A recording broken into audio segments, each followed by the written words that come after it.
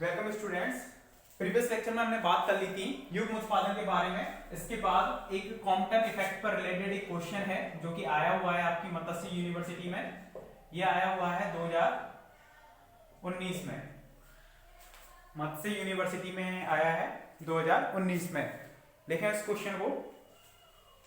सिद्ध कीजिए कि प्रकीर्णित इलेक्ट्रॉन की गतिज ऊर्जा, सिद्ध कीजिए कि प्रकीर्णित इलेक्ट्रॉन की गतिज ऊर्जा एवं आपतित फोटोन की ऊर्जा का अनुपात एवं प्रकीर्णित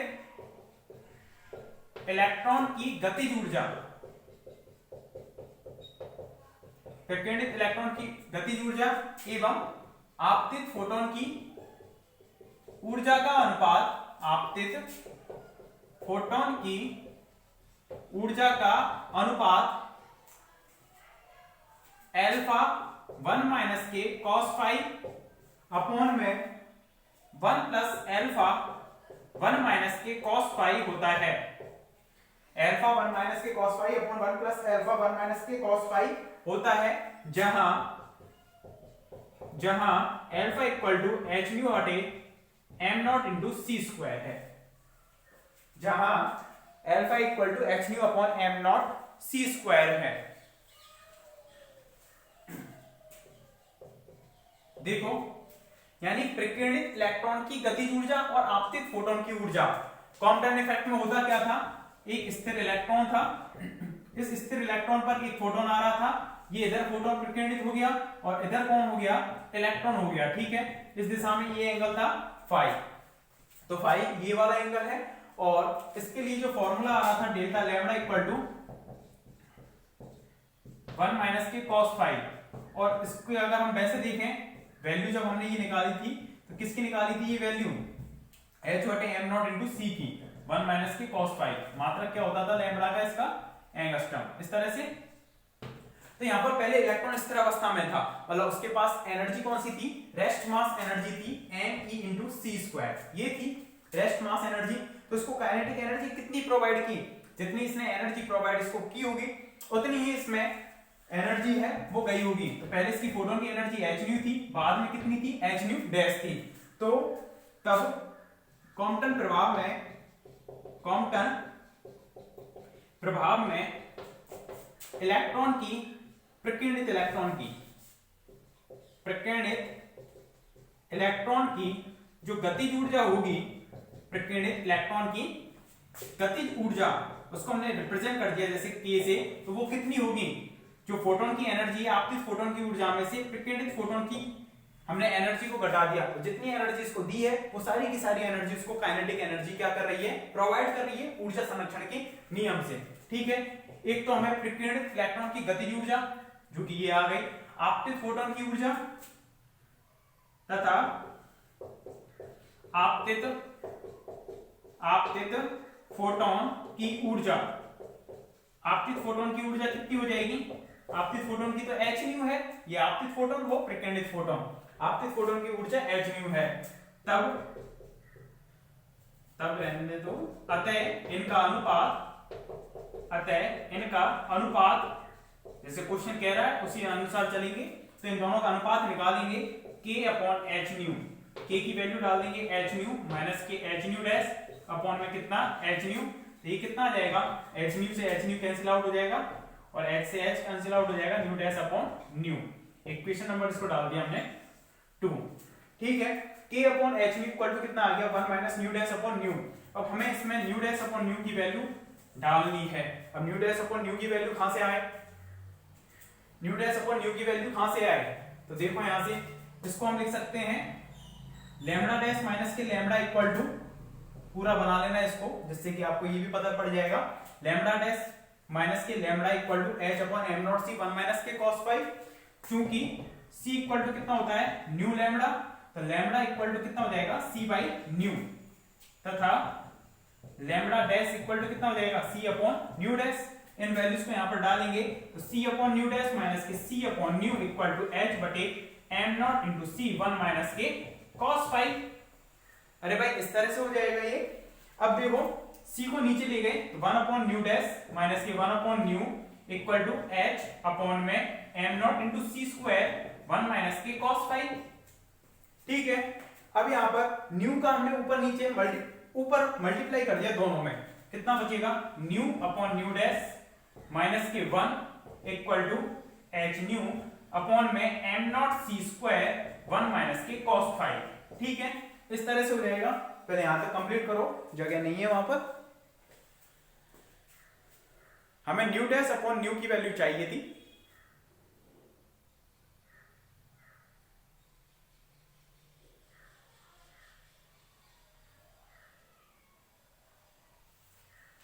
यहां तक कंप्लीट करो पहले इसको।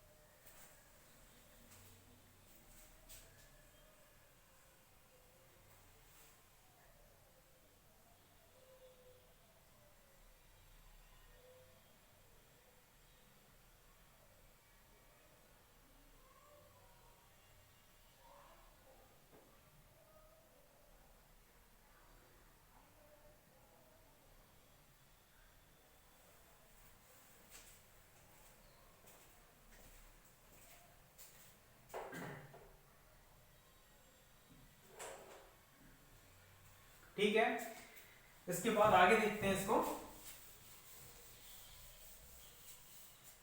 1 minus nu dash upon new चाहिए था हमें, तो पहले उससे निकालते हैं अभी आगे। देखो nu upon nu dash equal to कितना हो जाएगा 1 प्लस उधर ले गए तो h nu upon m not into c square 1 minus के कॉस फाइव। ठीक है, इसको हम लिख सकते हैं 1 प्लस एल्फा, क्योंकि गिवन है h nu upon m not c square कितने के बराबर है एल्फा के बराबर, तो एल्फा 1 माइनस के कॉस फाइव, इस तरह से लिख सकते हैं 1 प्लस एल्फा 1 माइनस के कॉस फाइव। अब हमें इसका अपोजिट करना है, तो nu dash upon nu equal to 1 upon 1 plus alpha 1 minus की कॉस फाइव, ये वैल्यू हमारे पास आ जाएगी न्यू डैश अपॉन न्यू की। ठीक है, तब समीकरण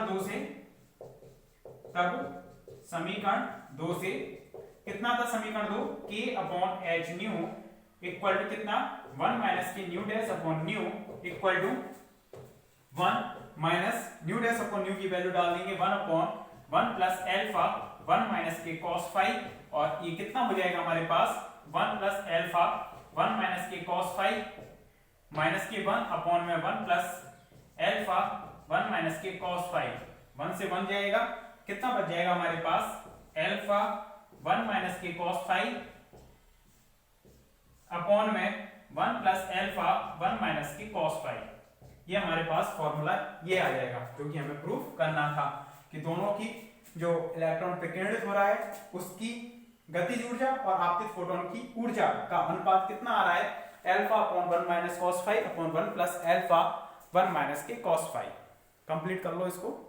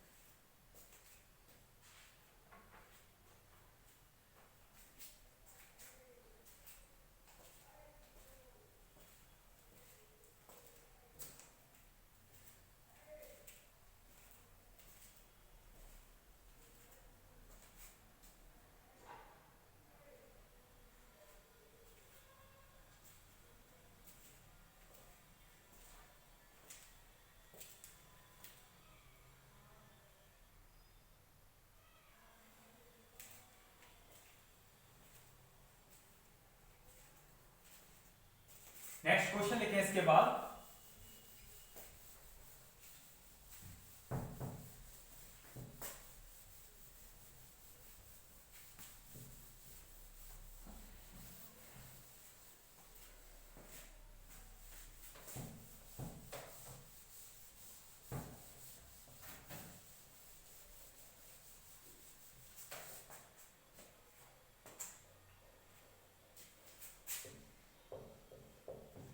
देखो क्वेश्चन, निम्न अपक्रिया के लिए दैलीय अपक्रिया ऊर्जा की गणना कीजिए। निम्न अपक्रिया के लिए दैलीय अपक्रिया ऊर्जा की गणना कीजिए कि गामा प्लस प्रोटॉन और उससे प्रोटॉन प्लस पाइऑन बन रहा है, और पाइऑन तीन प्रकार के होते हैं, पाई प्लस, पाई माइनस और पाई जीरो। तो उदासीन वाला बन रहा है, जहां मास ऑफ प्रोटॉन दे रखा है आपको 1836 ऑफ Me, Me की फॉर्म में दे रखा है, M पाई दे रखा है आपको 264 ऑफ Me, इलेक्ट्रॉन के मास का इतना गुना है, और M ऑफ गामा जीरो हो जाएगा ये, और Me इंटू सी स्क्वायर, इसकी वैल्यू दे रखी है आपको 0.51 मेगा इलेक्ट्रॉन वोल्ट। ये तो क्वेश्चन दे रखा है, इसको सॉल्व करके हमें निकालनी है इसके लिए दैलीय अपक्रिया ऊर्जा। निम्न अपक्रिया के लिए दैलीय अपक्रिया ऊर्जा की गणना कीजिए। थ्रेशोल्ड एनर्जी हमें निकालनी है, ई थ्रेशोल्ड, ठीक है, ये निकालना है हमें। तो वहां पर क्योंकि दैलीय अपक्रिया ऊर्जा कितनी होती है, ई थ्रेशोल्ड इक्वल टू कितना होता था, क्यू, जितने भी पार्टिकल्स हैं उनके द्रव्यमान को ऐड कर देंगे, जितने भी अभिकारक हों और उत्पाद हों उनके ऐड कर देंगे, और 2 टाइम्स ऑफ जो भी स्थिर पार्टिकल है उसका हम मल्टीप्लाई कर देंगे नीचे। इसका द्रव्यमान हमने ले लिया m1, इसको ले लिया m2, इसको ले लिया m3 और इसको ले लिया m4, ठीक है, इस तरह से। तो क्योंकि दैलीय अपक्रिया ऊर्जा ये है, उनको लिख देना, फिर उसके बाद गिवन करके इन सभी चीजों को लिख देना यहाँ पर, ठीक है।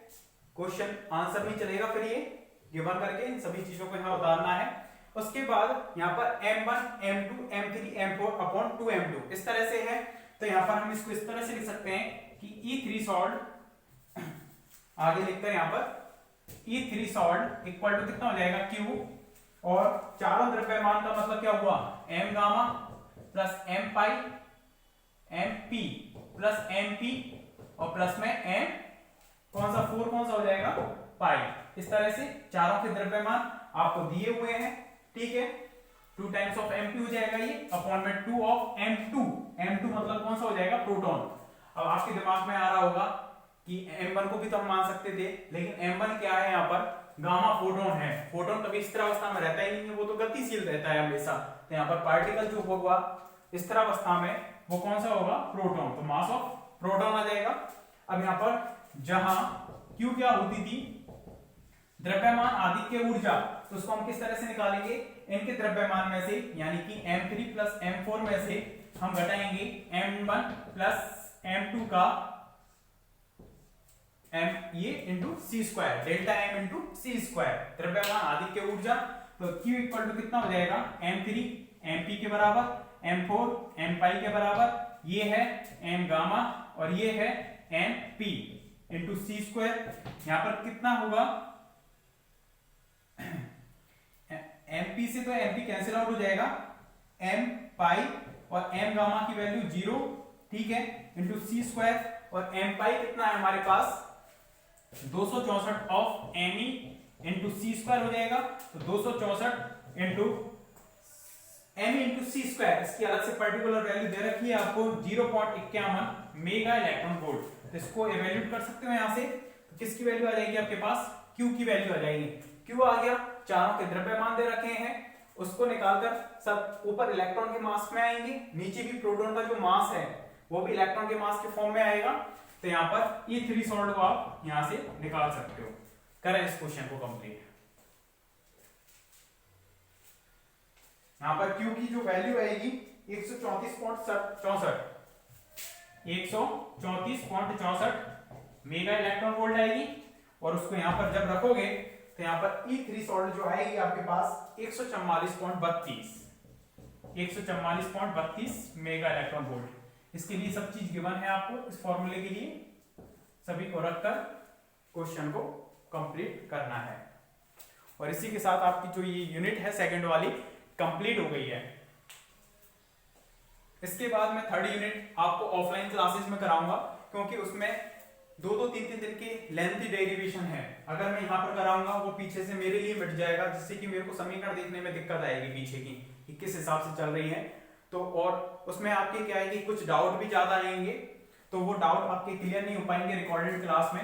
इसलिए जब भी आपकी ऑफलाइन क्लासेस चालू होंगी उसमें मैं कराऊंगा थर्ड यूनिट को और फोर्थ यूनिट को। उसमें ऐसे ही है, आप देखोगे उनमें 3-3 दिन के एक डेरिवेशन चलता है, लंबा डेरिवेशन आता है, अवकल समीकरण पूरी मैथमेटिक्स है उसमें थर्ड और फोर्थ यूनिट में। तो फिजिक्स तो देखने को है ही नहीं, उसमें पूरी मैथमेटिक्स है। अवकल समीकरण आते हैं, द्वितीय कोटि के रैखिक अवकल समीकरण इस टाइप से है।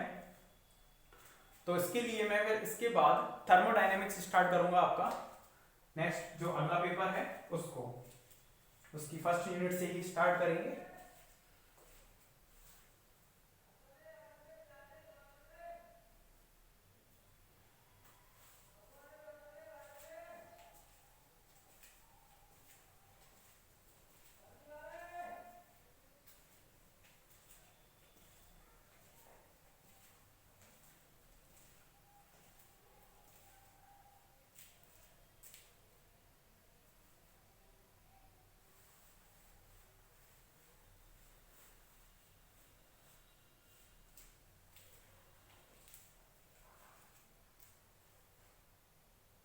क्वेश्चन को कंप्लीट करके आंसर निकाल लेना इसको, ठीक है। Thank you.